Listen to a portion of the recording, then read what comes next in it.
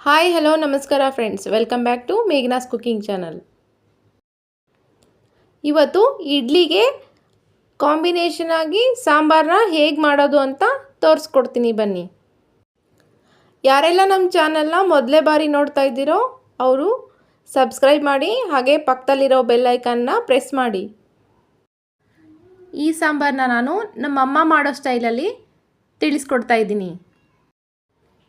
ಮೊದಲಿಗೆ ಒಂದು ಕುಕ್ಕರ್ ತೊಗೋಬೇಕು. ಹಾಗೆ ಸ್ಟವ್ ಆನ್ ಮಾಡಿ ಕುಕ್ಕರ್ನ ಇಟ್ಟು 1 ಕಪ್ ಆಗೋಷ್ಟು ತೊಗರಿಬೇಳೆನ ತೊಳೆದಿಟ್ಟು ಹಾಕ್ಕೊಳ್ಳಿ.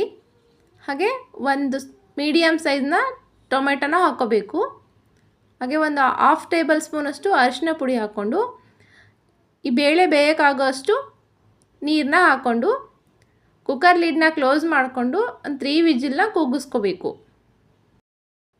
ಬೇಳೆ ಬೇಯೋಷ್ಟರಲ್ಲಿ ಅದಕ್ಕೆ ಬೇಕಾಗಿರೋ ಮಸಾಲೆನ ಫ್ರೈ ಮಾಡ್ಕೊಳ್ಳೋಣ. ಮೊದಲಿಗೆ ಒಂದು ಪ್ಯಾನ್ ತೊಗೋಬೇಕು. ನಂತರ ಸ್ಟವ್ ಆನ್ ಮಾಡಿ ಪ್ಯಾನ್ನ ಬಿಸಿಗಿಡಬೇಕು.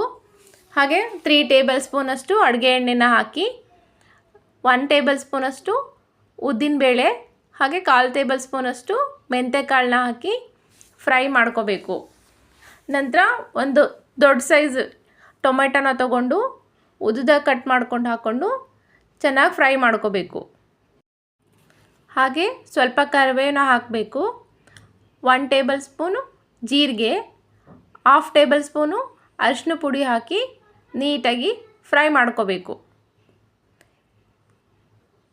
ಈ ಥರ ಫ್ರೈ ಆದಮೇಲೆ ಸ್ಟವ್ ಆಫ್ ಮಾಡಿ.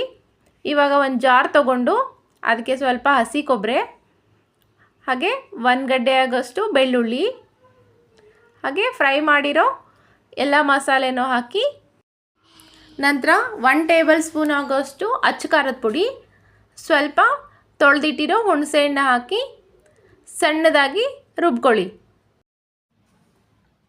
ಈ ಥರ ಸಣ್ಣಕ್ಕೆ ರುಬ್ಕೊಂಡ ನಂತರ ಬೇಳೆ ಬೆಂದಿದೆಯಲ್ಲ ನೋಡ್ಕೊಳ್ಳಿ. ಬೇಳೆ ಬೆಂದಿದೆ. ಇದನ್ನು ಒಂದು ಸ್ಮ್ಯಾಶರ್ ತೊಗೊಂಡು ನೀಟಾಗಿ ಸ್ಮ್ಯಾಶ್ ಮಾಡ್ಕೋಬೇಕು. ನಂತರ ಒಂದು ಪಾತ್ರೆ ತೊಗೊಂಡು ಸ್ಟವ್ ಆನ್ ಮಾಡಿ ಪಾತ್ರೆನ ಬಿಸಿಗಿಡಿ. ಪಾತ್ರೆ ಕಾದ ನಂತರ ಒಂದು 2 ಟೇಬಲ್ ಸ್ಪೂನಷ್ಟು ಅಡುಗೆ ಎಣ್ಣೆನ ಹಾಕಬೇಕು. ನಂತರ 1 ಟೇಬಲ್ ಸ್ಪೂನಷ್ಟು ಸಾಸಿವೆ, ಸ್ವಲ್ಪ ಕರಿಬೇವು, 2 ಒಣಮೆಣಸಿನ್ಕಾಯಿ ಹಾಗೆ 1 ಮೀಡಿಯಮ್ ಸೈಜು ಈರುಳ್ಳಿನ ಉದ್ದುದಾಗಿ ಕಟ್ ಮಾಡಿಕೊಂಡು ಹಾಕ್ಕೊಂಡು ಚೆನ್ನಾಗಿ ಫ್ರೈ ಮಾಡ್ಕೋಬೇಕು. ಈರುಳ್ಳಿ ಎಲ್ಲ ಫ್ರೈ ಆದಮೇಲೆ ಈಗ ರುಬ್ಬಿಟ್ಟಿರೋ ಮಸಾಲೆನ ಇದಕ್ಕೆ ಹಾಕ್ಕೋಬೇಕು. ಈ ಮಸಾಲೆ ಹಾಕಿದ ನಂತರ ಜಾರಲ್ಲಿ ಸ್ವಲ್ಪ ಉಳಿದಿರುತ್ತೆ, ಅದಕ್ಕೆ ಸ್ವಲ್ಪ ನೀರು ಹಾಕಿ ಮತ್ತೆ ಇದೇ ಪಾತ್ರೆಗೆ ಹಾಕ್ಕೋಬೇಕು. ನಾವು ಔಟ್ಸೈಡ್ ಫುಡ್ ತಿಂದಾಗ ಮತ್ತೆ ಅದೇ ಟೇಸ್ಟ್ ಮಾಡಬೇಕು ಅಂತ ನೆನೆಸ್ತಾ ಇರ್ತೀವಿ. ಹಾಗೆಯೇ ನಮ್ಮಮ್ಮ ಮಾಡಿರೋ ಅಡುಗೆನ ಪದೇ ಪದೇ ತಿಂತಾ ಇರಬೇಕು ಅಂತ ಅನಿಸುತ್ತೆ. ಹಾಗಾಗಿ ಅವ್ರು ಮಾಡಿರೋ ಸ್ಟೈಲಲ್ಲೇ ನಾನು ಈ ಸಾಂಬಾರನ್ನ ನಿಮಗೆ ಹೇಳ್ಕೊಡ್ತಾ ಇದ್ದೀನಿ. ಇದಕ್ಕೆ ರುಚಿಗೆ ಬೇಕಾದಷ್ಟು ಉಪ್ಪನ್ನ ಹಾಕ್ಕೋಬೇಕು. ನಂತರ ಎಕ್ಸ್ಟ್ರಾ ವಾಟರ್ನ ಆ್ಯಡ್ ಮಾಡಿಕೊಂಡು ಚೆನ್ನಾಗಿ ಕುದಿ ಬರೋ ತನಕ ಕುದಿಸ್ಬೇಕು. ಇವಾಗ ಈ ಇಡ್ಲಿ ಸಾಂಬಾರ್ ರೆಡಿಯಾಗಿದೆ.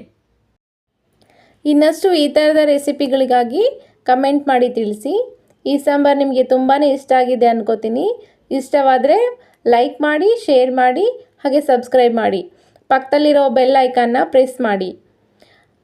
ನಮ್ಮ ಚಾನಲ್ಗೆ ಸದಾ ಹೀಗೆ ಸಪೋರ್ಟ್ ಮಾಡ್ತಾಯಿರಿ. Thanks for watching. ಧನ್ಯವಾದಗಳು.